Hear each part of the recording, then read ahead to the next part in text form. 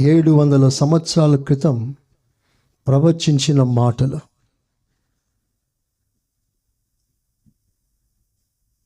యేసు ప్రభు యొక్క శ్రమ, బాధ, వేదన, చెంప మీద కొట్టబడిన ఆ వేదనకరమైన అనుభవం, గడ్డం లాగడం, ముఖం మీద ఉమ్మి వేయడం, కాలు చేతులు పొడవడం, రక్తము నీళ్ళు చివరిగా కారడం, హేళన చేయడం, అపహాసం చేయడం, తృణీకరించడం, ఇవన్నీ కూడా 700 years before Christ. It was foretold, it was prophesied. యేసు ప్రభుని ఎవరు కూడా ఆకస్మికంగా కొట్టలేదు, తిట్టలేదు, చెంప మీద కొట్టలేదు. Everything was written before his incarnation. Yesu ప్రభు ఈ లోకంలోనికి దిగి వచ్చినప్పుడు నా ప్రభు చెప్పిన ఒక అద్భుతమైన మాట, నన్ను గూర్చి ఈ గ్రంథపు చుట్టలో రాయబడిన ప్రకారం సమస్తమును నెరవేర్చుటకు నేను వచ్చి ఉన్నాను. చేతులెత్తి స్తోత్రం చెప్తారా? Nothing was accident.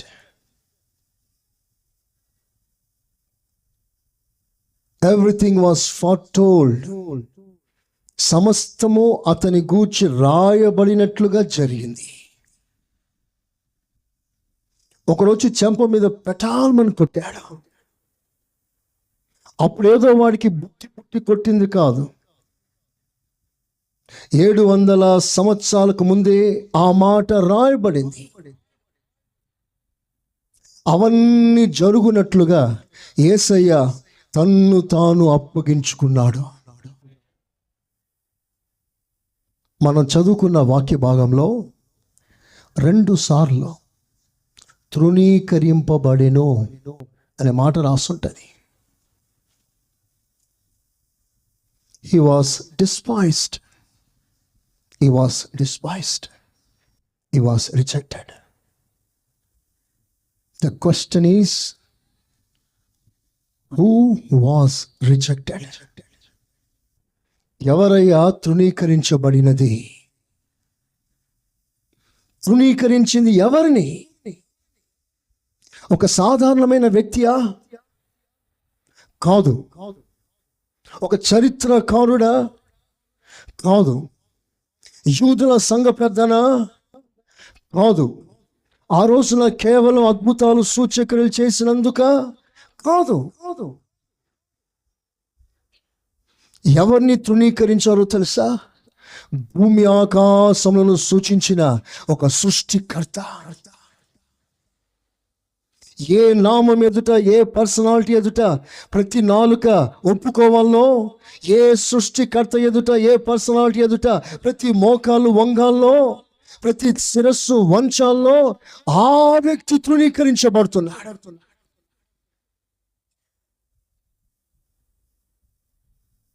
సర్వాధికారి అయిన దేవుడు, God of all power, God of majesty, God of glory,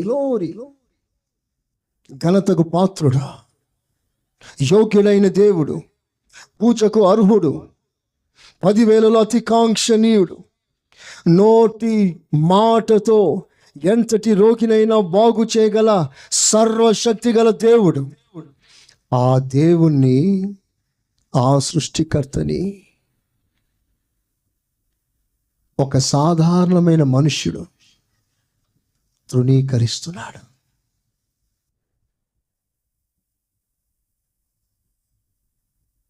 నువ్వెంత అని మాట్లాడి హేళన చేస్తున్నారు. తృణీకారం యొక్క బాధ ఇంచుమించు మనందరికీ తెలుసు. ప్రపంచంలో ఏ ఒక్క భక్తుడు కూడా తృణీకరింపబడటానికి పొరపాటున ఒప్పుకోడు. ఫ్రమ్ అవర్ చైల్డ్హుడ్, పసితనము నుండి ఎంత వృద్ధుడైనా గౌరవపదమైన స్థానమే కోరుకుంటాడు, కానీ 10 మంది తృణీకరించే స్థితిలోకి ఎవడు దిగిపోడా. Nobody desires to be rejected. సమాజమైన, సంఘమైన, స్నేహమైన, ఇళ్ళైనా, ఇంకేదైనా సరే ప్రతి వారి దృష్టిలో నేను ఘనంగా ఉండాలనే కోరుకుంటాడు. సాధారణమైన మనిషే తృణీకారం యొక్క బాధ తట్టుకోలేకపోతే సర్వాధికారి అయిన దేవుడు ఆ బాధ ఎలా జయించాడు? ఈ రోజున ఒక ప్రధానమైన అంశం నా దేవుడు నీతో మాట్లాడటానికి ఇష్టపడుతున్నాడు. చేతులెత్తి ఆమేనని చెప్తారా?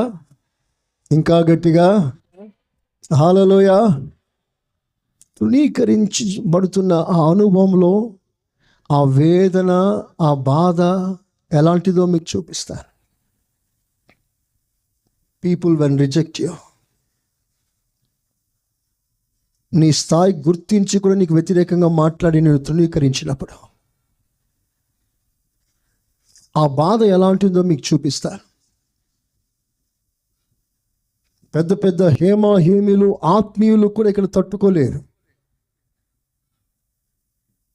అపోస్తలుడైన పౌలు సంగతి మీకు తెలుసు. ఇక్కడ మోకరిస్తే 3వ ఆకాశానికి వెళ్ళిపోతాడు. So spiritual.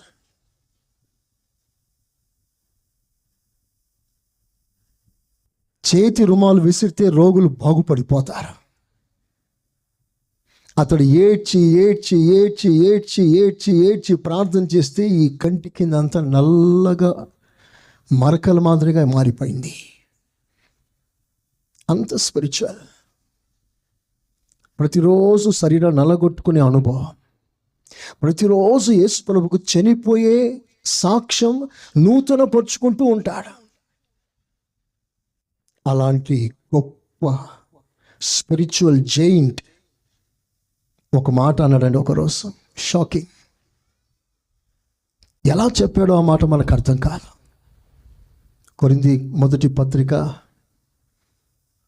కొరింథీయులకు రాసిన పత్రిక 9వ అధ్యాయం 15వ వాక్యం. నేనైతే వీటిలో దేనినైనాను వినియోగించుకొనలేదు. మీరు నా యెడల ఈలాగున జరపవలెనని ఈ సంగతులు రాయను లేదు. ఎవడైనను నా అతిశయమును నిరర్థకము చేయుట కంటే, నాకున్న గౌరవం, నాకున్న ఘనత నిరర్థకము చేయుట కంటే నాకు మరణమే మేలు. తలలు పైకెత్తి నా వైపు చూడండి ఒకసారి. It is better to die than any man to void my glory. నాకున్న గౌరవం, ఘనత తీసేసినట్లు మాట్లాడుట కంటే, ఆ మాటలు నేను తినుట కంటే, అనుభవించుట కంటే నేను చావడమే మేలు. నేను అంటున్నాను,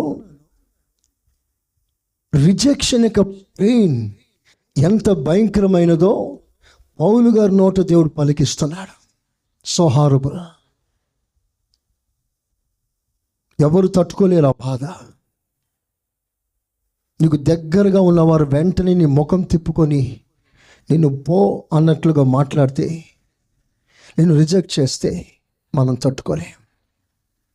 కానీ ఇక్కడ నిరాకరిస్తుంది, రిజెక్ట్ చేస్తుంది, పో అని చెప్పేది సాధారణమైన మనిషిని కాదు.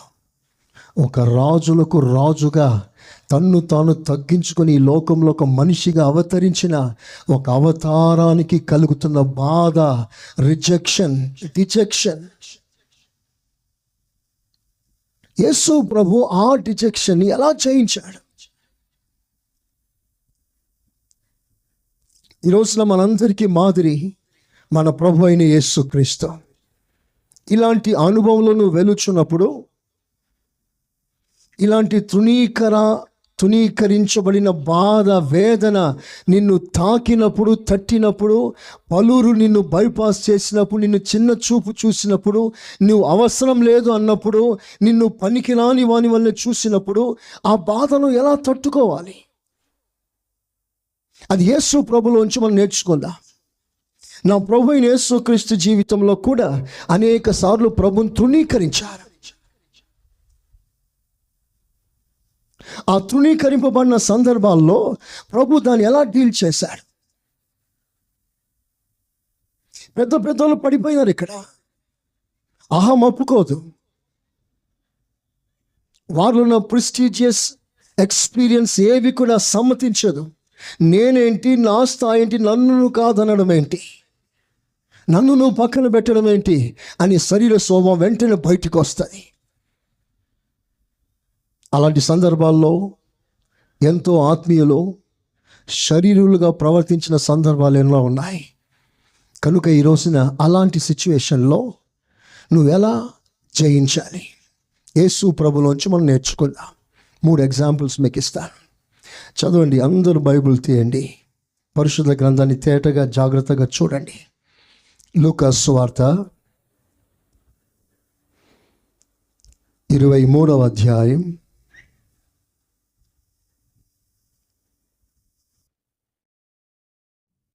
25వ వాక్యం. అల్లరి నిమిత్తమును నరహత్య నిమిత్తమును చెరసాలలో వేయబడి ఉండిన వానిని వారు అడిగినట్టు వారికి విడుదల చేసి యేసును వారికి ఇష్టం వచ్చినట్లు చేయుటకు అప్పగించెను. ఇంకో వాక్యం, లూకా సువార్త 5వ అధ్యాయం 21వ వాక్యం. 5:21.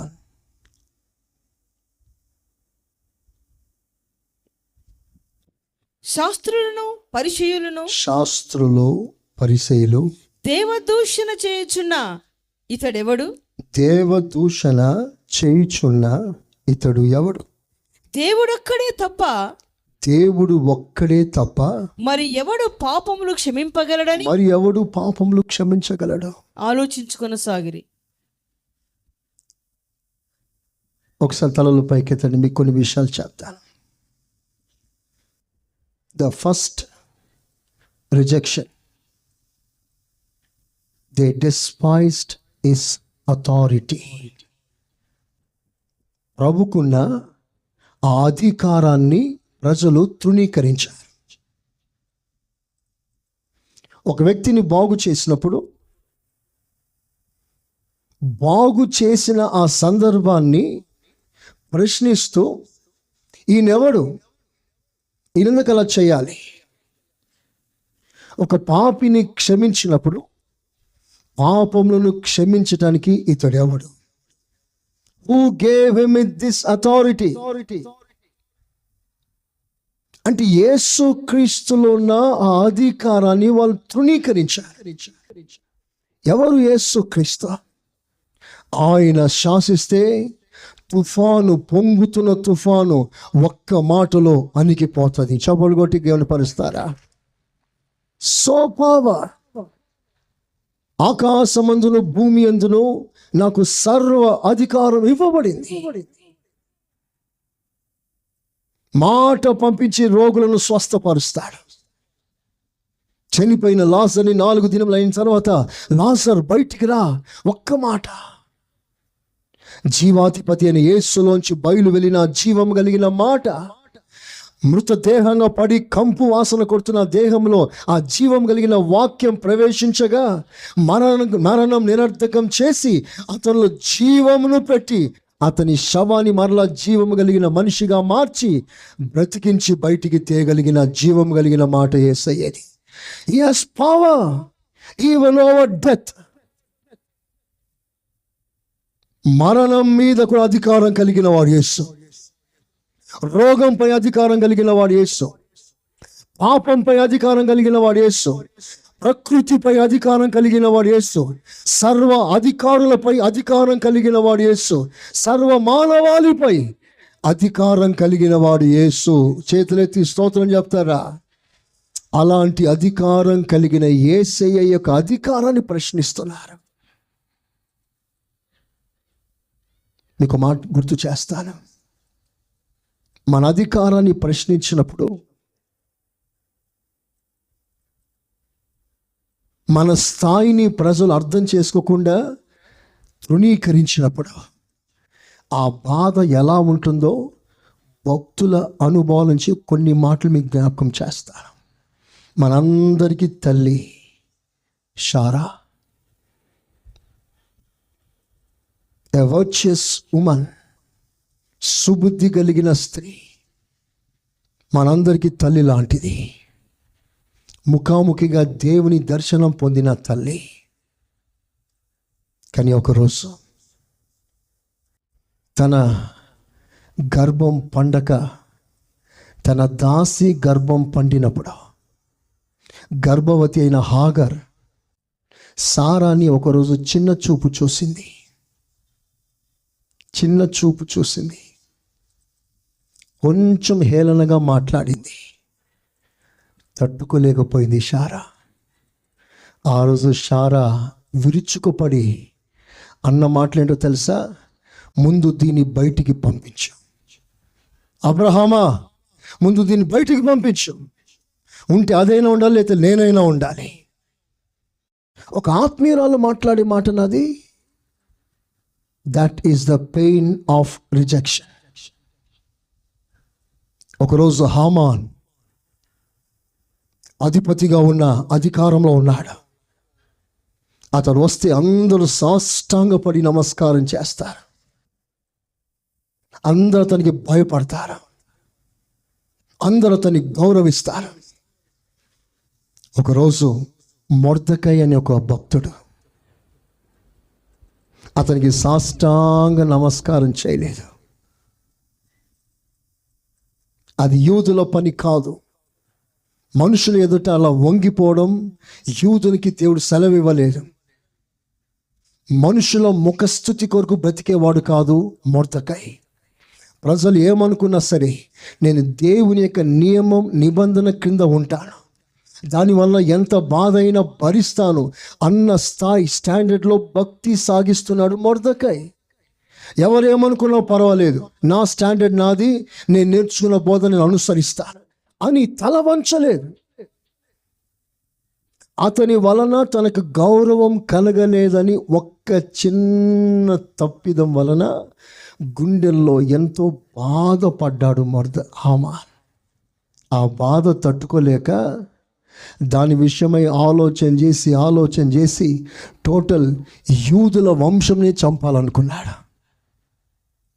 That is the pain of rejection. ఒకరోజు అహష్వరస్, పర్షియన్ కింగ్, విఐపీస్ అందరి ముందు కూర్చున్నప్పుడు తన భార్య అయిన వస్తిని రమ్మని పిలుపునిచ్చాడు. అందరి ముందు రాణికి పరిచయం చేస్తాను అన్నాడు. ఆ రాణి ఆ మాటను సమ్మతించక నేను రాను అని కబురు పంపింది. రిజెక్ట్ చేసింది ఇన్విటేషన్. ఎప్పుడైతే ఆ ఇన్విటేషన్ రిజెక్ట్ చేయడం జరిగిందో రాజు తట్టుకోలేకపోయాడు. ఆ వస్తిని బయటికి పంపించేశాడు. Out, you are no more my queen. That is the pain of rejection. కొంచెం అధికారంలో ఉన్నవారు ఆ రిజెక్షన్, ఆ తృణీకరింపబడిన అనుభవాన్ని తట్టుకోలేక ఆధ్యాత్మిక స్థాయిలో ఉన్నవారు కూడా పాపంలో పడ్డారు. శరీరాన్ని వ్యక్తపరిచారు. శరీర స్వభావం కింద, అధిపతి కింద లోబడిపోయారు. కానీ ఇలాంటి భయంకరమైన పాపం ఎంత బాధ కలిగినా, ప్రజలను తృణీకరించినా, చిన్న చూపు చూసినా ఆ సందర్భాన్ని ఎలా జయించాలి? How to overcome this? We have to overcome. ఇలాంటి పరిస్థితులు మనం జయిస్తే తప్ప సింహాసనం మనం కూర్చోలేము. చేతులెత్తి స్తోత్రం చెప్తారా? ఎందుకంటే యేసయ్య జయించి తండ్రి సింహాసనం మీద కూర్చున్నాడు. So we have to overcome this situation. The problem of your rejection. నీకన్నా చిన్నవాడే కావచ్చు, నీకన్నా తక్కువ చదివిన వాడే కావచ్చు, నీకన్నా తక్కువ స్థాయి కావచ్చు. అలాంటి వాడు ఒక మాట నేనంటే నువ్వు తట్టుకోలే. అలాంటి వారు మాట్లాడినా నువ్వు సహించగలిగిన పెద్ద ఆత్మీయ రేంజ్లో నువ్వు ఎదగాలంటే నువ్వు ఏం చేయాలి? యేసు ప్రభు ఏం చేశాడు? చదువుదాం ఒకసారి యోహాను సువార్త 19వ అధ్యాయం. అందరు తీయండి ఆ మాటల్ని. జాన్ 19, 19వ అధ్యాయం 10-11. గనుక పిలాతు నాతో మాట్లాడవా, నిన్ను విడుదల చేయుటకు నాకు అధికారము కలదు. విడుదల చేయటానికి అధికారం నాకుంది. నిన్ను సిలువ వేయుటకు నాకు అధికారం, సిలువ వేయుటకు నాకు అధికారం ఉంది. నీవెరుగవా ఎరుగవా అని ఆయనతో అనేను. అందుకు యేసు పైనుండి నీకు ఇయ్యబడి ఉంటేనే తప్ప, పైనుండి నీకు పర్మిషన్ వస్తే తప్ప నా మీద నీకు ఏ అధికారం ఉండదు. చప్పట్లు కొట్టి దేవుని గణపరచండి ఒకసారి. ఓకే, ఆ విషయాన్ని మీకు తేటగా చూపిస్తాను. అందరి తలలో పైకెత్తి నా వైపు చూడండి. ఈ రిజెక్షన్ ఎలా జయించాలి? ఒకడు నిన్ను వ్యతిరేకంగా మాట్లాడాడు, ఒకడు నీ గురించి చిన్న చూపు చూశాడు, ఒకడు నీ ముఖాన్ని పట్టుకొని నువ్వెంత నోరుమూయి అన్నాడు. నువ్వు చేయగల కెపాసిటీ నీకున్నా నువ్వు ఏం చేత కాని వాడని నీ ముఖం మీద చెప్పేశాడు. వాడు అన్నవాడు నీకంటే చిన్నవాడు. ఆ సిచ్యువేషన్ ఎలా జయించాలి? యేసు ప్రభు ఎలా జయించాడు? ఒకరోజు పిలాతు అంటాడు, ఇదిగో నిన్ను విడిపించటానికి సిలువ వేయటం నాకు అధికారం ఉంది, నీకు తెలుసా? ఒక దేశ ప్రధానిని, దేశమును పరిపాలిస్తున్న ప్రధానమంత్రిని, ఒక చిన్న గ్రామ పంచాయతీకి సంబంధించిన ఒక నాయకుడు, లీడర్ వెళ్ళి నిన్ను రక్షించే అధికారం నాకుందంటే అది ఎలా ఉంటుంది? అది పరిస్థితి. నువ్వెంత, నువ్వు నన్ను విడిపించడం ఏంటయ్యా? అసలు నా స్థాయి ఏంటి, నా అధికారం ఏంటి? ఆ సిచ్యువేషన్లో ప్రభు అన్న మాట ఏంటి తెలుసా? పిలాతు, నువ్వు నా మీద వేలు పెట్టి ఇట్లా రాకాలన్నా అది పైనుంచి పర్మిషన్ ఇవ్వబడితే తప్ప నా ఒంటి మీద నువ్వు చెయ్యి కూడా పెట్టలేవు అన్నాడు. Praise the Lord. హల్లెలూయా. పాఠం ఏమిటి? మిమ్మల్ని ఎవరో ఏదో అన్నారు, అప్పుడు నువ్వు వెంటనే ఏమనాలంటే ఆ వ్యక్తితో అనకపోయినా నిన్ను ఎవరైనా వచ్చి ఆ వ్యక్తి ఇలా అన్నాడు అని మిగతా వాళ్ళు వచ్చి నీతో కంప్లైంట్ చెప్పడానికి వచ్చినప్పుడు నువ్వేం చెప్పాలంటే, దేవుడు సెలవిచ్చాడు కనుక అతడు అలా అన్నాడు. నన్ను తిట్టడానికి, నన్ను నిందించటానికి దేవుడు సెలవిచ్చాడు సార్, అందుకే అలా మాట్లాడాడు. It's okay. ఆ ఒక్క మాట అన్నావు అనుకో, ఇస్సా కథం. స్తోత్రం చెప్పండి గట్టిగా. నో గొడవ. Praise the Lord. హల్లెలూయా. హుషారుగా. చిన్న మాట. ఎప్పుడైతే మనం నన్నంత అన్నాడా, వాడికి ఎన్ని గుండెలు, అసలు నేనంటే ఏంటి చూపిస్తా అని అన్నావు అనుకో, నువ్వు ఆత్మీయుడు కాదు, శరీరిగా మారిపోతా. ఆ టైంలో యేసుక్రీస్తుని డిస్ప్లే చేయగలిగిన అద్భుతమైన అవకాశం దేవునికి ఇచ్చాడు. ఎవడో పనికి మాలినవాడు నిన్ను విరోధంగా మాట్లాడాడు, నీ గురించి వ్యతిరేకంగా పలికాడు. అలాంటప్పుడు నువ్వు చెప్పవలసిన మాట ఏమిటంటే, God gave him the permission. Let him do that. దేవుడు వాళ్ళు చెప్పమన్నాడు, నేను చెప్పనివ్వండి, దాంట్లో ఏముంది? ఒక్క మాటతో నీ ఆత్మీయ స్టాండర్డ్ ఒక్కసారి అలాగున పెరిగిపోతుంది. Praise the lord. చెప్పండి. మీకు మంచి ఎగ్జాంపుల్ ఇస్తాను, రైట్ ఎగ్జాంపుల్. ఒకరోజు దావీదు తన సైన్యంతో వెళ్తున్నాడు.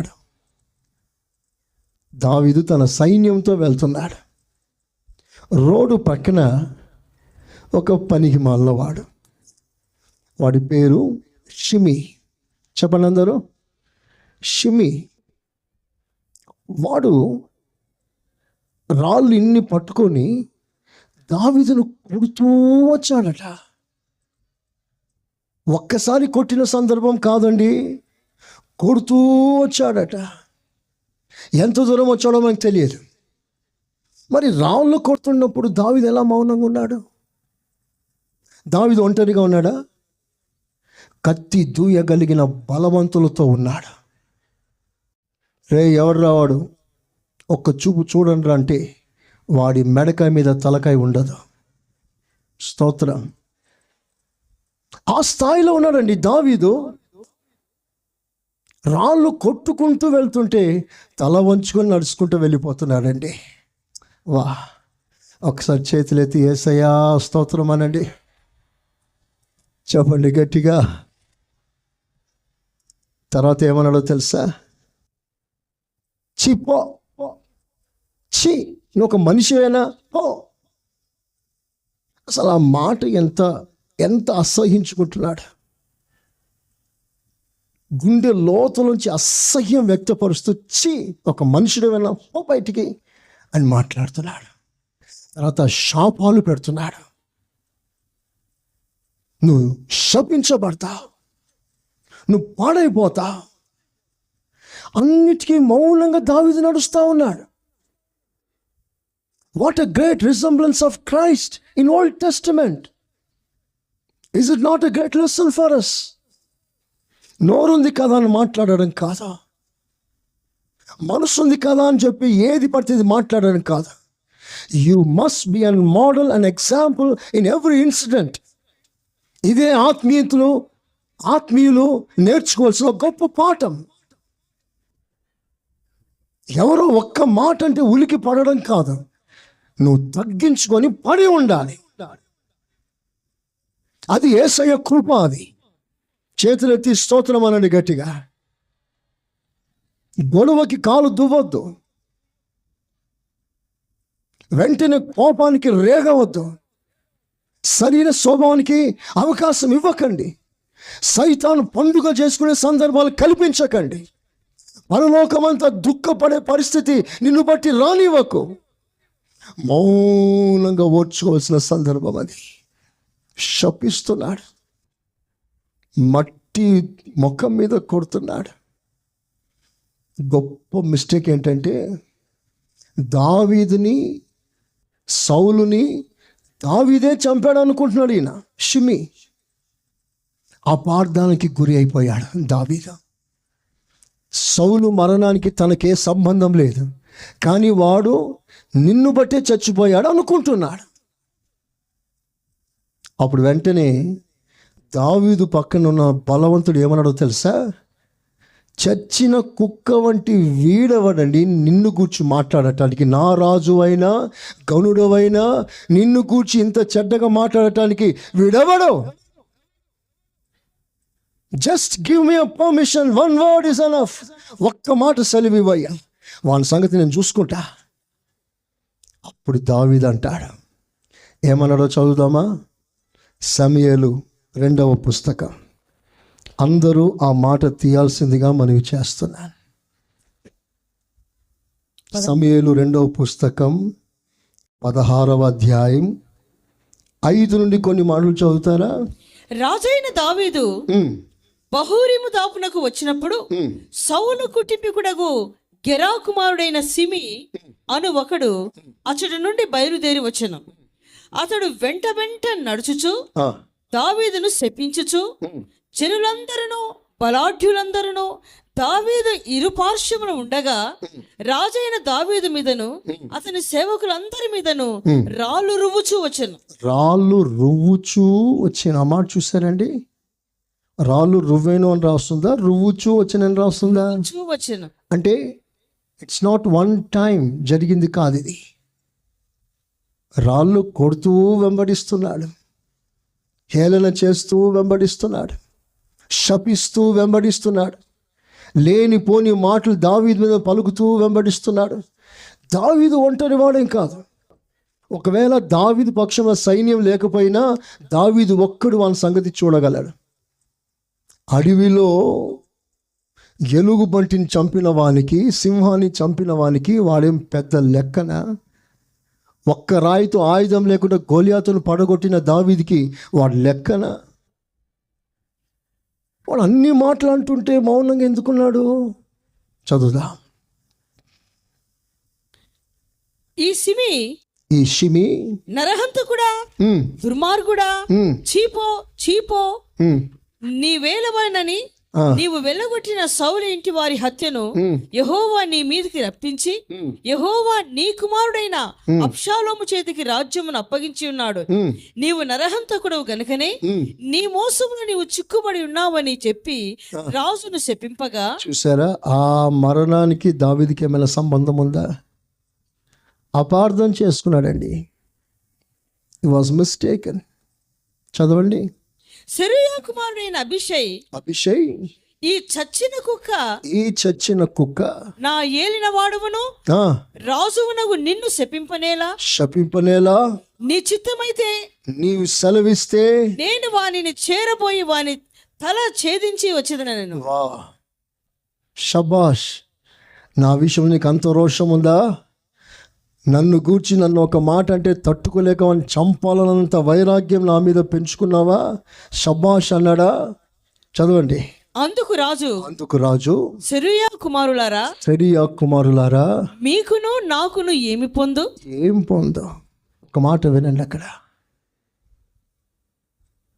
పగ సాధించే మనస్తత్వం కలిగిన వాడు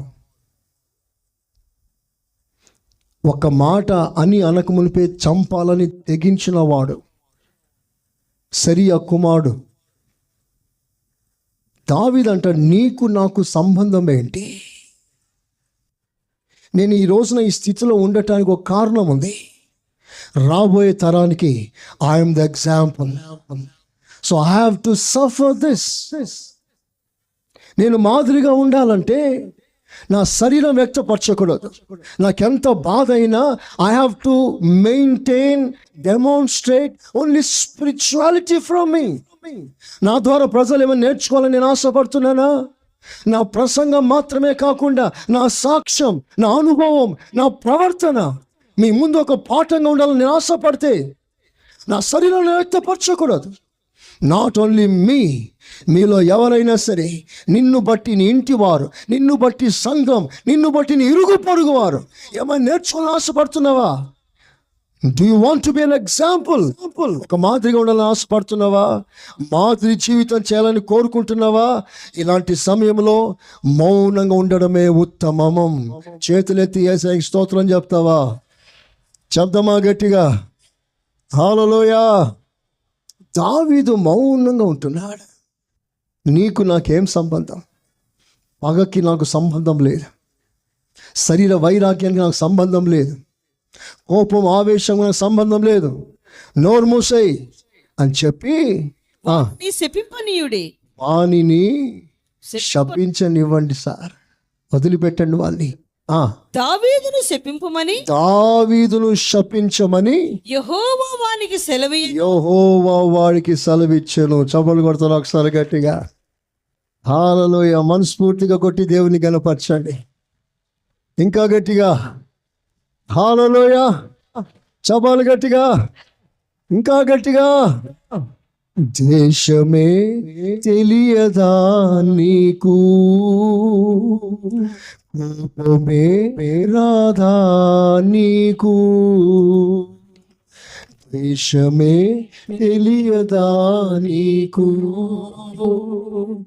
కోపమే రాధా నీకు,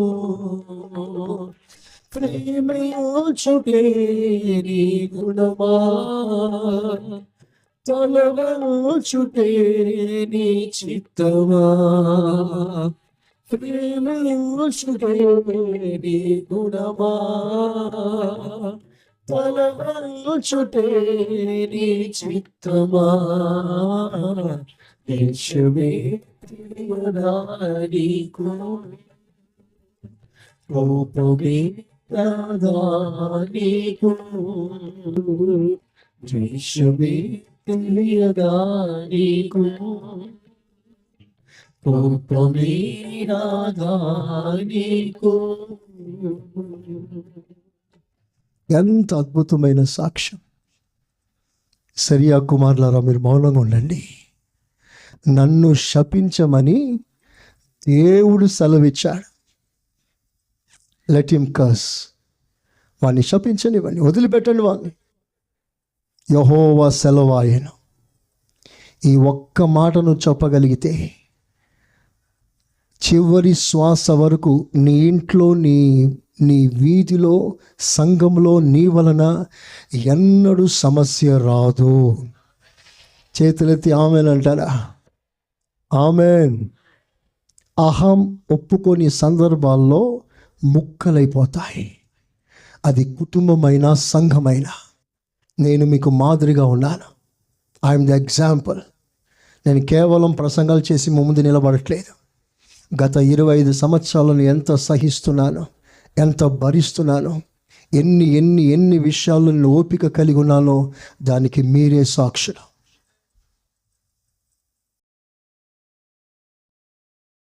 దావీదు ఎంత చక్కటి మాట అంటున్నాడు. ఒక పాత నిబంధన పరిశుద్ధుడు, కనీసం సేవకుడిని స్థాయిలో కూడా లేడండి. ఒక రాజు అంటాడు, వాని జోలికి ఎందుకు వెళ్తారా మీరా? మౌనంగా ఉండండి. దేవుడు వానికి శపించమని ఆజ్ఞ ఇచ్చాడు కనుక శపిస్తున్నాడు. దేవుడు ఇచ్చాడు కనుక నేనేం చేయాలి ఇప్పుడు? నేను చెప్పండి. దేవుడు వానికి సెలవిచ్చాడు కనుక నేనేమనాలి ఇప్పుడు? మౌనంగా ఉండాలి. ఆ సాక్ష్యంను అనుభవించాలని మనసు నీకుంటే ఈ మాటను చెప్పగలవు. మౌనంగా ఉండాలి అని చెప్పగలిగిన వారు ఉన్నారు ఎవరైనా? చెప్పండి గట్టిగా. నిన్ను ఎవరైనా ఏదైనా అంటే నువ్వు మౌనంగా ఉండగలవా? సంగతి పక్కన పెట్టండి. నీ ఇంటిని కూర్చు మాట్లాడుతున్నాను. ఈ ఓన్ ఫ్యామిలీ నీకు వ్యతిరేకంగా మాట్లాడినప్పుడు నువ్వు ఆ సమయంలో మౌనంగా ఉండగలవా? మౌనం అండి క్రైస్తవ చిహ్నం. బలము ప్రదర్శించడం కాదు, మనసులో ఉన్న ఆవేశం ప్రదర్శించడం కాదు. మౌనమే దేవుని సన్నిధిలో దుఃఖంలో పడగొట్టగలిగిన శక్తివంతమైన ఆయుధం. అది సైలెన్స్. ఇస్సాకు మౌనంగా ఉన్నాడు. కాళ్ళు కట్టినా, చేయి కట్టినా, బలిపీఠం మీద పెట్టే పరిస్థితి వచ్చినా మౌనంగా ఉన్నాడు. కత్తి పైకెత్తుతున్నాడు. సెకండ్స్లో, ఫ్రాక్షన్ ఆఫ్ సెకండ్స్లో తల తెగుతుంది, ప్రాణం పోతుంది. ప్రాణం పోయే పరిస్థితి వచ్చిన ఐజాక్ వాస్ సైలెంట్. ఇస్సాకు మౌనంగా ఉన్నాడు, నోరు తెరవలేదు. డాడీ, నువ్వేనా అలా చేస్తున్నావు? నువ్వు నన్ను ఎంతో ప్రేమించావు, ఇప్పుడేదో అలా మాట్లాడుతున్నావు? ఎందుకు అలా కడుతున్నావు? ఎందుకు అలా కొడుతున్నావు? ఎందుకు నాపై కత్తి ఎత్తుతున్నావు? ఒక్క మాట అనలేదండి, ఒక్క మాట. That is spirituality. దైవ సేవకులు ఆ స్థాయికి రావాలి. ప్రతి విశ్వాసి ఆ స్థితిలోకి రావాలి. అదే సంఘ పరిపూర్ణత. ఎప్పుడైతే ఇస్సాకు మౌనంగా ఉన్నాడో పరలోకం ఎంత సంబరం చేసుకొని ఉంటుందో తెలుసా? పరలోకంలో పెద్ద తీర్మానం జరిగిపోయింది, ఒక పెద్ద డిసిషన్ జరిగిపోయింది అక్కడ. ఏమిటి ఆ డిసిషన్ అంటే, ఫ్యూచర్లో నేను మందిరం కట్టాలి అనుకుంటే ఇదిగో మౌనంగా ఉన్న ఇస్సాకు పడకబెట్టాడే ఇదే స్థలంలో నేను నా మందిరాన్ని కట్టుకుంటాను. చపలు కొట్టను ఒకసారి గట్టిగా. హల్లెలూయా. ఎవరండి మందిరంగా కట్టబడతారు అంటే, ఎవరైతే మౌనంగా అప్పగించుకుంటారో వారే దేవునికి మందిరంగా మార్చబడతారు. ఇది గొప్ప ప్రకటన. నా కోరిక మీరందరూ మనసారా గట్టి స్తోత్రం చెప్పాలని. ఇంకా గట్టిగా, ఇంకొకసారి గట్టిగా. హల్లెలూయా, హల్లెలూయా. ఈ స్థాయికి మనం రైజ్ అవ్వాలి. సంఘాల్లో, కుటుంబాల్లో సమస్యలు ఉండకూడదు. మౌనం. మౌనం. భర్త ఏమైనా అన్నాడా? మౌనంగా ఉండలేరా? బలహీనమైన ఘటమని బైబిల్ చెప్తుంది. తొందరపడి మాట్లాడింది. మౌనంగా ఉండగలరా సహోదరులారా? దేవుడు అలాగూ సెలవిచ్చాడు కనుక మాట్లాడింది. ఒక్క మాట అనుకో. ఎవరైనా నీ ముందుకు వచ్చి నిన్ను అనవసరంగా మాట్లాడినప్పుడు నువ్వు వెంటనే ఏమని మైండ్లో రీకాల్ చేసుకోవాలంటే, ఇది దేవుని సెలవాయను, నేను మౌనంగా ఉండాలి. దేవుడు మనల్ని ఆ స్థాయికి ఎదిగించును గాక. చెప్పండి గట్టిగా. ఒక మాట చెప్తారా? ప్రభువా నన్ను ఆ స్థాయికి నడిపించమని. మంచిగా చెప్తారా? ప్రేమించుటే నీ గుణమా,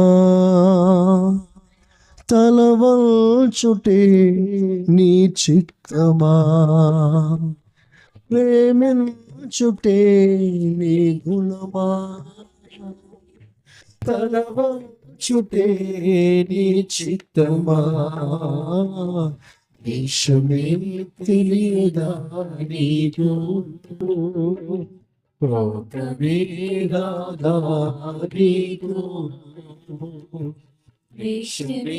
తెలియదా నీకు.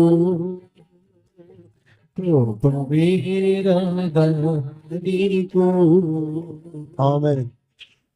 అలాంటి మోల్డింగ్, అలాంటి ట్రాన్స్ఫార్మేషన్, అలాంటి రూపాంతరం ఖచ్చితంగా ప్రతి విశ్వాసి అనుభవించాలి. ఎందుకంటే నా ప్రభు మౌనంగా ఉన్నాడు. మౌనంగా ఉన్న పెళ్లి కుమారునికి మౌనంగా ఉన్న పెళ్లి కుమార్తె కావాలి. నువ్వు ఓర్చుకునే మనసు, సహించే మనసు నీకు లేకపోతే నువ్వు పెళ్లి కుమార్తెగా మారలేవు. కొంతకాలం సహించండి, కొంతకాలం ఓర్చుకోండి.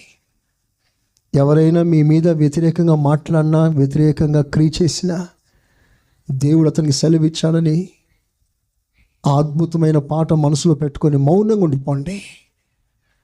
తర్వాత మీకు ఏం జరుగుతుందో తెలుసా? చదవండి, ఒకసారి కంటిన్యూ చేయండి.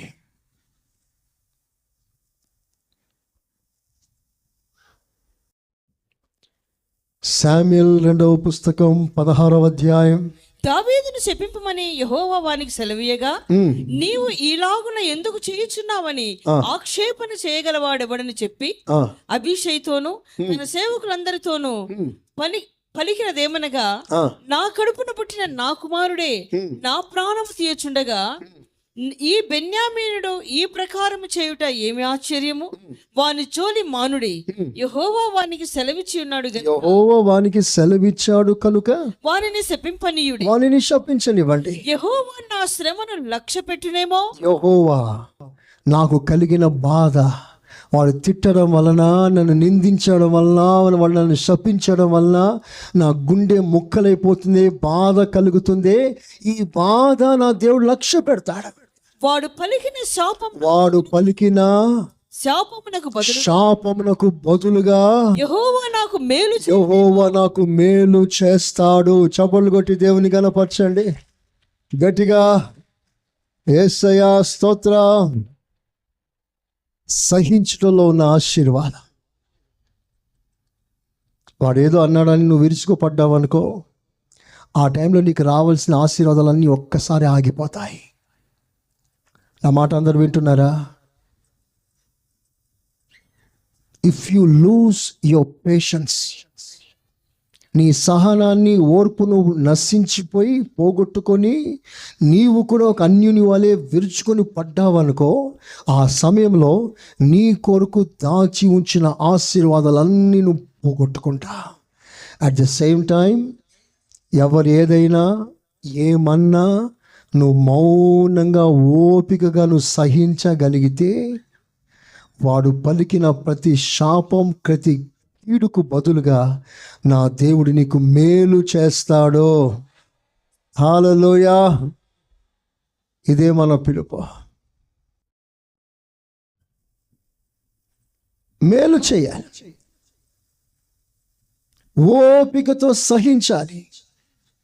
ఇలాంటి అద్భుతమైన సుగుణం కలిగిన ఏ విశ్వాసినైనా సరే వాళ్ళ ఆత్మ సంబంధమైన దీవెనలతో బలవంతులై ఐశ్వర్యవంతులై రాకడ కొరకు సిద్ధపడుతున్నారు. ఆమెన్. అందరు ఆమెన్ గట్టిగా చెప్తారా? ఆమెన్. ఇది మీకు ఒక అలంకారం, నిజమైన అలంకారం అండి. ఇది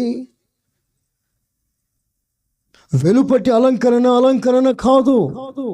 యేసయ్య ఎదుట అందంగా కనిపించాలంటే మేకప్ కొట్టుకొని రావడం కాదు.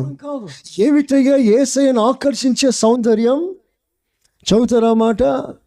వెలుపటి అలంకరణ మీకు అలంకరణగా ఉండక. తిమోతి 3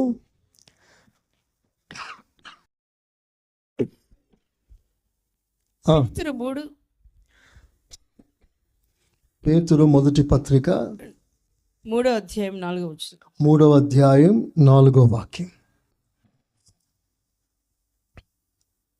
సాధువైనట్టు 3వ వచనమే. జడలు అల్లుకొంటయు బంగారు నగలు పెట్టుకొని, జడలు అల్లుకొనుట బంగారు నగలు పెట్టుకొంటయు. విచిత్రమైన జడలు వచ్చేసాయి ఈ రోజుల్లో. జాగ్రత్త. స్తోత్రం. ఆ రోజుల్లో 1 లేతే 2. ఈ రోజుల్లో ఎన్ని జడలండి? స్తోత్రం. ఒక జడ తిప్పి ఇటు పెడతారు, ఒక జడ తిప్పి ఇటు పెడతారు. దాన్ని పొడుగ్గలాగి మళ్ళీ దానికి ఇట్లా డిజైన్ చేస్తారు. భక్తులారా వింటున్నారా? జడలు అల్లుకొనుట మీ పని కాదు. వాక్యం చెప్తుంది. ఓకే, జడలు అల్లుకొనుట, బంగారు నగలు పెట్టుకొంటయు, బంగారు నగలు పెట్టుకొనుట, వస్త్రములు ధరించుకొనుటయు, గలగల వస్త్రాలు ధరించుకొనుట అను వెలుపటి అలంకారము, వెలుపటి అలంకారం మీకు అలంకారముగా ఉండక. మీకు భక్తులారా, మీకు అట్టి అలంకారం ఉండవద్దు అని చాలా స్పష్టంగా దేవుడు మాట్లాడుతున్నాడు. ఇదేదంటే పెంతెకోస్తు బోధ అంటారు. ఇది పెంటెకాస్టల్ డాక్ట్రిన్ కాదు, ఇది బిబ్లికల్. ఇది వెలుపటి అలంకరణ మీకు అలంకరణగా ఉండకూడదని వాక్యం చెప్తుందా? ఇక ఉండకూడదు అంతే. బంధువుల కొరకు, వాళ్ళ కొరకు, వీళ్ళ కొరకు కాదు. మనుషుల ముఖస్థుతి కొరకు ఎవరు బ్రతకవద్దు. లేకపోతే వాళ్ళు ఏమనుకుంటారో ఫీల్ అవ్వాల్సిన అవసరం లేదు. ఉంటే ఆయన ఏమనుకుంటారో ఫీల్ కావాలి నీవు. వెలుపటి అలంకరణ మీకు అలంకారంగా ఉండక సాధువైనట్టు మృదువైనట్టు అయినా గుణమను అక్షయాలంకారం. అది అండి గుణం. గుణవంతురాలైన భార్య, గుణవతి, సాధువైనట్టు మృదువైనట్టు. సాధు అంటే గొర్రెపిల్లని గురించి మాట్లాడతారు. సాధు. ఇప్పుడు మన సబ్జెక్ట్ ప్రకారంగా మౌనం, సైలెన్స్. సాధు తిరిగి మాట్లాడలేడు. మనల్ని గురించి రాస్తున్నప్పుడు ఏమని రాస్తుందంటే గొర్రె పిల్ల. గొర్రె కూడా కాదు, గొర్రె పిల్లతో పోల్చి మాట్లాడాడు. కొన్నిసార్లు గొర్రెలైనా ఎదిరిస్తాయి, గొర్రె పిల్ల ఎదిరించదండి. ఎదిరించడం చేత కాదండి. పట్టుకున్నా పరిగెత్తుకొని పోయే చేత కాదండి. గొర్రె పిల్ల. సాధు అయిన స్వభావం అంటే గొర్రె పిల్ల లాంటి స్వభావం. తిరగబడకూడదు, వ్యతిరేకంగా కేకలు వేయకూడదు, మౌనంగా అప్పగించుకోవాలి. గొర్రె పిల్ల. తర్వాత మృదు అంటే సాఫ్ట్ నేచర్. మన మాటలో సాఫ్ట్నెస్ ఉండాలి, మన ప్రవర్తనలో సాఫ్ట్నెస్ ఉండాలి. చాలామంది గరుకుగా ఉంటారు. వారు మాట్లాడితే కూడా చాలా బాధ అవుతుంది, కఠినంగా మాట్లాడతారు. మీ మాటలు కూడా మృదువుగా ఉండాలి, సాఫ్ట్ నేచర్. ఇదంట అక్షయ అలంకారం అంట. ఈ అలంకారం నా దేవుడు మెచ్చుకుంటున్నాడు. ఆమెనని గట్టిగా. ఇలాంటి అలంకారం కలిగిన వారే పెళ్లి కుమార్తెగా సిద్ధపడుతున్నారు. Now it's up to you. ఎలాంటి అలంకారం చేత మీరు అలంకరించబడి ప్రభు రాజ్యం సిద్ధపడతారో ప్రభు చాలా స్పష్టంగా మాట్లాడుతున్నాడు. యేసు ప్రభు మౌనంగా ఉన్నాడు, దావీదు మౌనంగా ఉన్నాడు. సంఘం మౌనంగా ఉండాలి. అలాంటి కృప దేవుడు మనకు అనుగ్రహించునుగాక. చెప్తారా గట్టిగా? ఒక్క మాట నేను చెప్పి ముగిస్తాను. అందరూ ఆ మాటలు తీయండి. మత్తయి సువార్త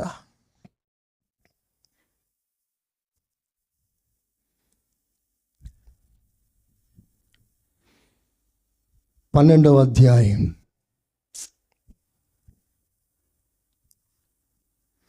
24వ వాక్యం. పరిసయ్యులు ఆ మాట విని, వీడు దయ్యములకు అధిపతి అయిన బయల్జెబూలు వలననే దయ్యములను వెళ్ళగొట్టుచున్నాడు కానీ మరి ఒకరి వలన కాదనిరి. ఆయన వారి తలంపులు ఎరిగి వారితో ఇట్లనేను, తనకు తానే విరోధముగా వేరుపడిన. చాలు చాలు, ఒక్కసారి తలలు పైకెత్తండి, నా వైపు చూడండి. ఒకరోజు యేసు ప్రభు దురాత్మ శక్తుల చేత పీడింపబడుతున్న ఒకరిని బాగు చేశాడు, స్వస్థపరిచాడు. హి డెలివర్డ్ దెమ్. వారికి విడుదల ఇచ్చాడు. ఇప్పుడు చెప్పండి, యేసు ప్రభు మేలు చేశాడా కీడు చేశాడా? చెప్పాలి గట్టిగా. దయ్యములతో బాధపడుతూ రాత్రి పగలు టార్చర్ అనుభవిస్తున్న వ్యక్తికి విడుదల కలుగజేశాడు. అప్పుడు తనలో ఉన్న ఆ మేలు చేసే ఆ స్థాయిని ప్రజలు గుర్తించక ప్రజలు ఏమన్నారో తెలుసా? ముఖ్యంగా శాస్త్రులు, పరిసయ్యులు, అసలు దయ్యం పట్టిన వాడు వీడే. యేసు ప్రభుని పట్టుకొని దయ్యం పట్టినోడు అన్నారండి.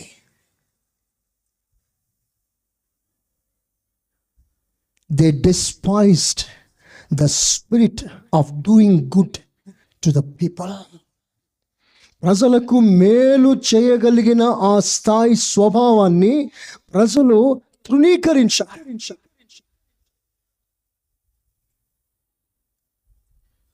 అనేక సందర్భాల్లో,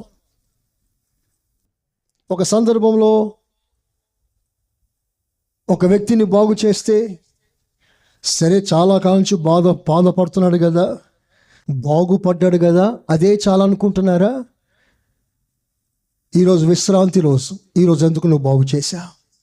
గొడవకు వచ్చేస్తున్నారు. అంటే అర్థం ఏంటంటే, ప్రజలకు మేలు చేసే స్థాయిలో ఉన్నవారు ఇలాంటి తృణీకరం అనుభవిస్తారు. I will show you with an example. నా మాట జాగ్రత్తగా వినండి. మీరు కూడా రేపు 10 మందికి ఆశీర్వాదకరంగా మారే స్థాయికి మీరు ఎదిగినప్పుడు ఆ స్థాయిని ఎవరు అంగీకరించారు? మీ మీద అసూయ పడతారు, మీ మీద నేరం మోపే ప్రయత్నం చేస్తారు, నువ్వు చేసేది రైట్ కాదు అని నీ మీద ప్రశ్నల వర్షం కురిపిస్తారు. If you do good to the society. ఈరోజు క్రైస్తవ్యం వలన ప్రపంచానికి మేలు జరిగితే మేలు జరుగుతుంది కదని సమాజం ఊరుకుంటుందా? తాగుబోతులు మారుతున్నారే, దొంగలు మారుతున్నారే, హంతకులు మారుతున్నారే, సమాజం బాగుపడుతుంది అంతే చాలా అనుకుంటున్నారా? విరుచుకుపడుతున్నారు మన మీద. దీనికి కారణం ఏంటంటే, మేలు చేసే ఆ స్థాయి ప్రజలకు నచ్చదు. బయటి ప్రపంచం విడిచిపెట్టండి, సంఘంలో కూడా ఇలాంటివి చాలా జరుగుతాయి.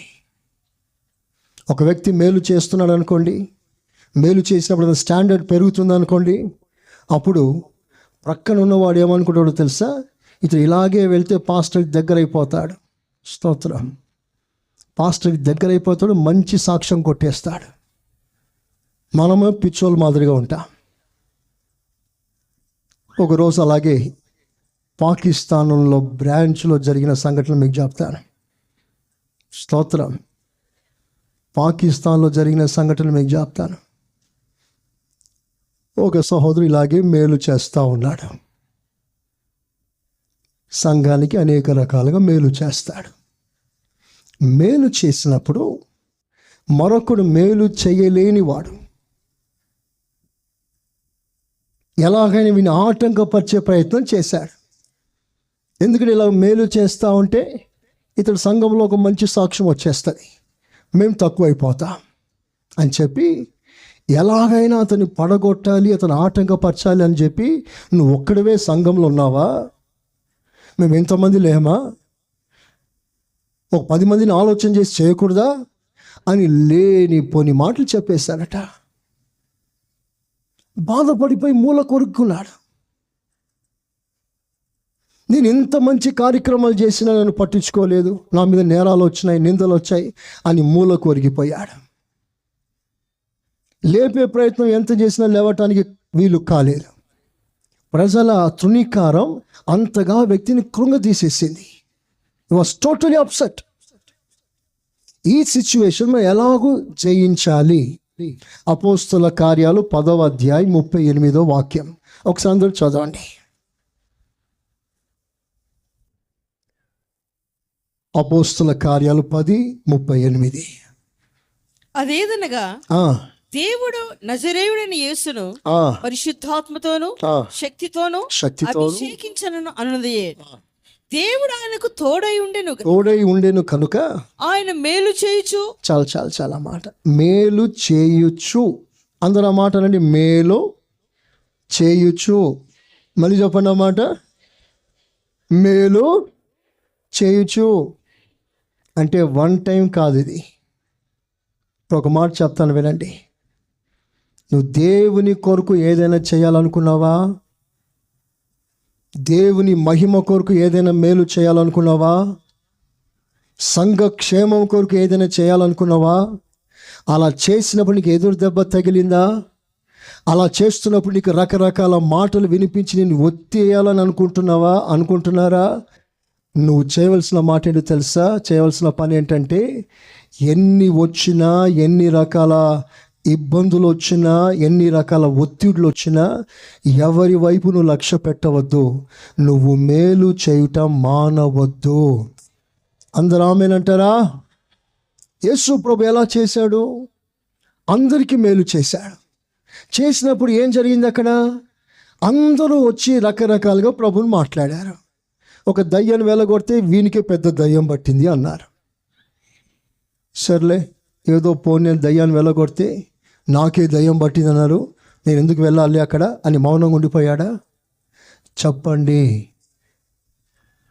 పాపుల దగ్గరికి వెళ్ళి వాళ్ళతో మాట్లాడి వాళ్ళ మైండ్ని వాష్ చేస్తూ వాళ్ళ పరిస్థితిని బయటికి రప్పించాలని పాపుల దగ్గరికి వెళ్ళిపోయాడు. తాగుబోతుల దగ్గరికి వెళ్ళిపోయాడు. వ్యభిచారి దగ్గరికి వెళ్ళిపోయాడు. వాళ్ళతో నైస్గా మాట్లాడుతూ వాళ్ళని మార్చే ప్రయత్నం చేశారు. అప్పుడు ప్రజలు ఏమన్నారో తెలుసా? వీడు తాగుబోతులతో కలుసుకునేవాడు, వీడు పాపులతో ఉంటాడు, వాళ్ళతో ఉండడమే నీకు కష్టం, అలా మాట్లాడారు. అంటే ప్రతిదీ కూడా అపార్థం చేసుకునే వాళ్ళు ఉంటారు. అప్పుడు ప్రభు ఏం చేశాడు? ఎవరేమనుకుంటారో అనుకోండి, నేను చేయవలసిన మేలు నేను చేస్తూనే వెళ్ళిపోతాను. ప్రైజ్ ది లార్డ్, హల్లెలూయా. మనందరికీ ఇదే పాఠం. యేసు ప్రభు అందరికీ మేలు చేస్తాడు, అందరికీ మంచి చేస్తాడు. యేసు ప్రభుని ఒకడు కొట్టడానికి, పట్టుకోవటానికి, కాలు చేతులు కట్టి ఈడ్చుని వెళ్ళటానికి ఒకడు వచ్చాడు.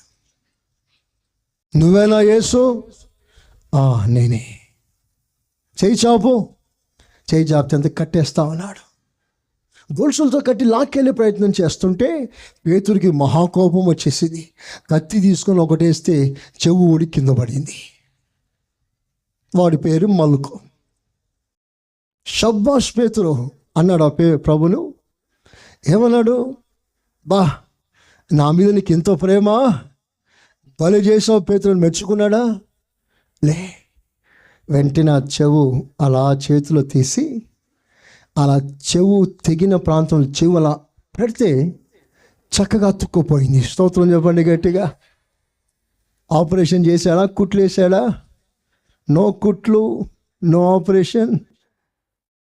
మత్తు లేదు, ఏం లేదు, అలా పెట్టడమే ఆలస్యం, చెవు బాగైపోయింది.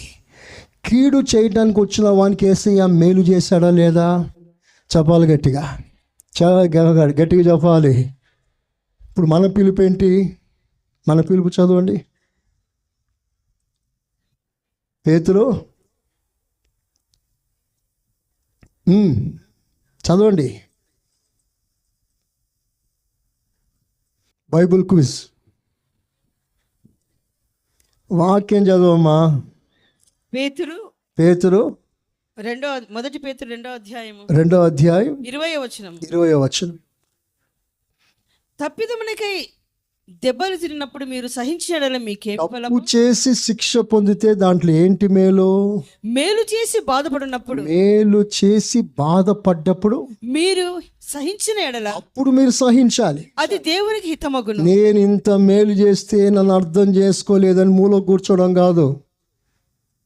నేను ఇంత సంఘానికి ఇంత చేస్తే నన్ను ఇంత అంటారా అని బాధపడడం కాదు. నీవు మేలు చేసినప్పుడు, ప్రజలు నీ విషయంలో కీడే తలపెట్టినప్పుడు నువ్వు దాన్ని సహించాలి. అప్పుడు అది దేవునికి హితమగును. అది దేవునికి సాక్ష్యం, మంచి సాక్ష్యం అవుతుంది. ఇందుకు మీరు పిలువబడితిరి. ఇందుకే నువ్వు పిలువబడ్డావు. చప్పలు కొడతారా అప్పుడు గట్టిగా? హల్లెలూయా. ఇదంతా పర్ఫెక్షన్ అండి, సంపూర్ణత. ఇది చాలా కష్టం,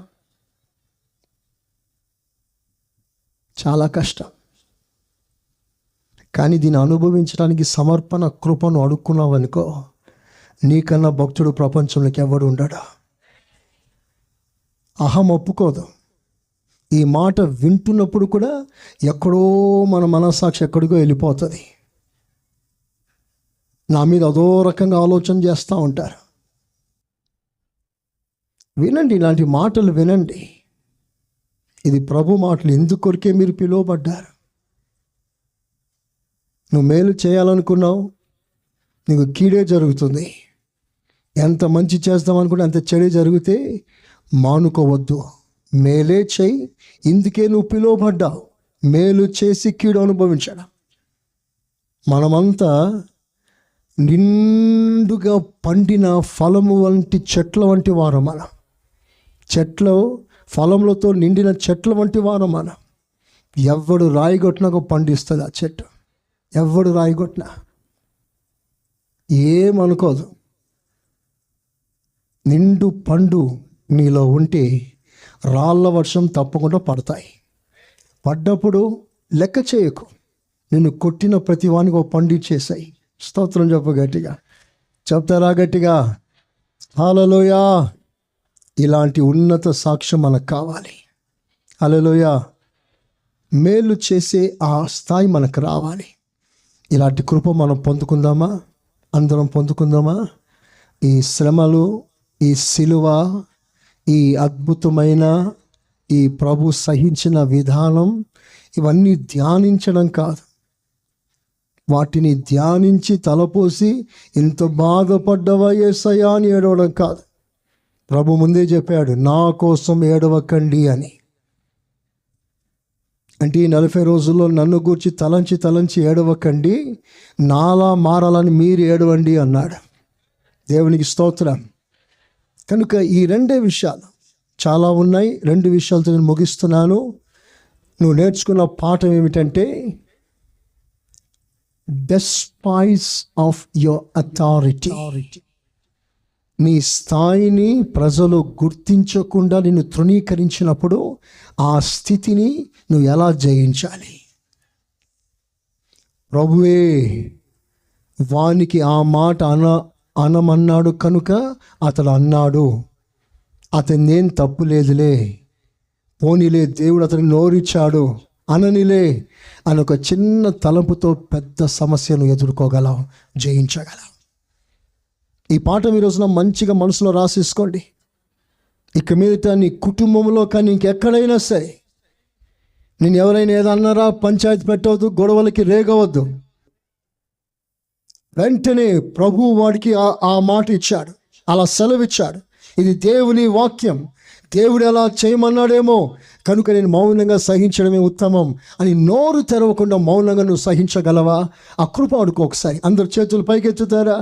నాకు ఆ కృప కావాలయ్యా. ఒక్క మాట ప్రార్థన చేద్దాం. అందరం ప్రార్థన చేస్తా.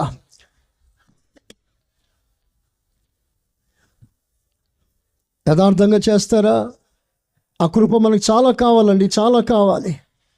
సిన్సియర్గా ప్రార్థన చేయి.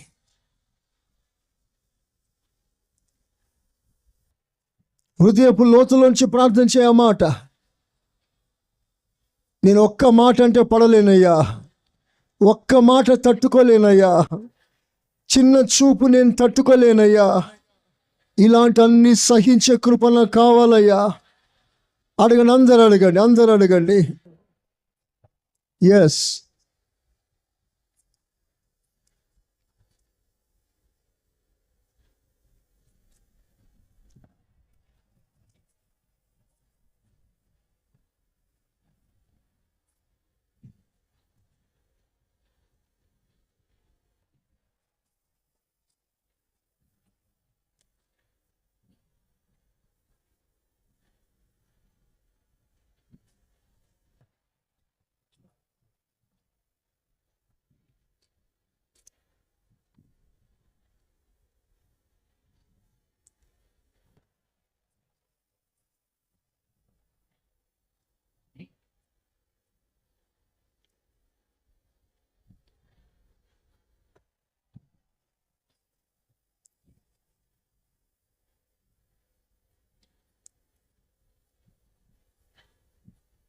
యేసు నామములో ప్రార్థిస్తున్నాను తండ్రి.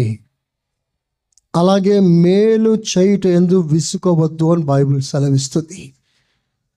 కనుక నీకు సాధ్యమైనంత వరకు నీ వలన నీ ప్రాంతానికి, నీ కాలేజ్కి, నీ స్కూల్కి, నీ హాస్పిటల్కి, నీ ఆఫీస్కి, నీ బిజినెస్లో ఉన్న నీ సహకారులకి, ఎవరికైనా సరే సంఘంలో కూడా నీ వలన అందరికీ మేలు జరగాలి.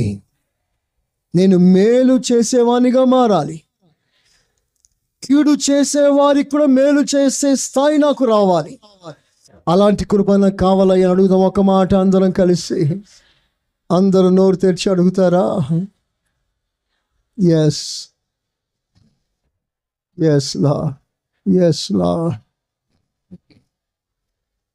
Yes father, yes master, yes lord. కృపా, మేలు చేసి కీడు అనుభవించినా పర్వాలేదు, ఇంకా మేలే చేయాలనే మనసు నాకు రావాలయ్యా. మేలు చేయటం నేను ఎన్నడూ విసిగిపోకూడదయ్యా. ప్రభు కృప, ప్రభా అటి కృప, అటి అభిషేకం, నీ స్వభావం నాకు కావాలయ్యా, నాకు కావాలయ్యా, నాకు కావాలయ్యా, నాకు కావాలయ్యా. నీ స్వభావము నాకు నేను సమరూపముగా